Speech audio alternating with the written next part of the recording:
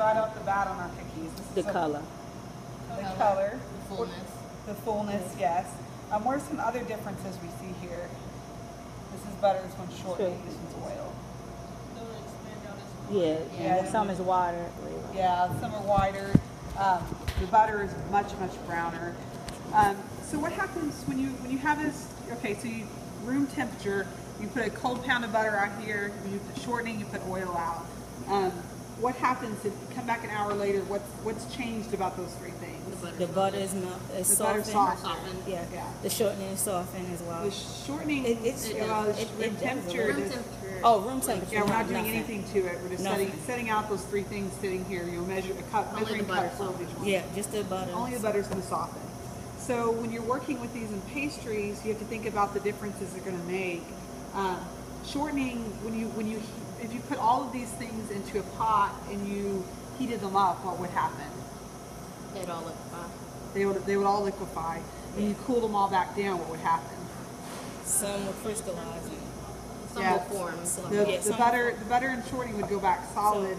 The oil would stay.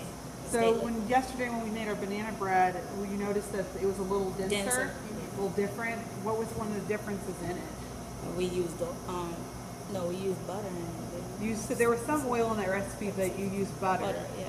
So butter, when it sets back up and the product cools off, it's going to be a little bit harder. If you took any recipe and you did oil versus butter, and for our pumpkin bread, things like that, you notice how moist the pumpkin bread was and soft, cakier almost.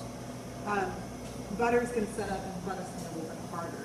So if you look at the oil cookie, look how cratery it is, cakier.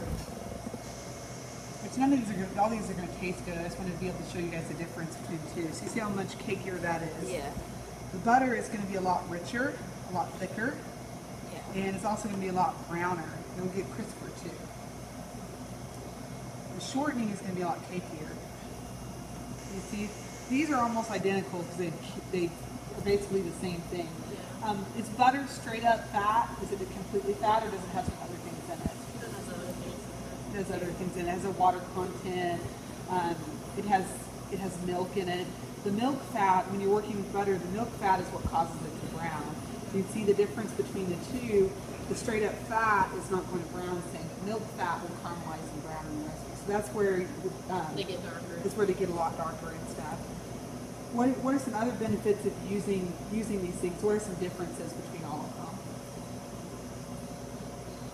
The taste, actually. The taste. The butter is going to taste a lot better. Some other things to look at too is stability-wise. The butter is actually, these are going to not last quite as long as one made with shortening. When you put a spoonful of butter in your mouth and just straight up butter, and then let it melt in your mouth, what happens? I don't know. I've never done that. Well, perfect. I've done it. I just don't remember.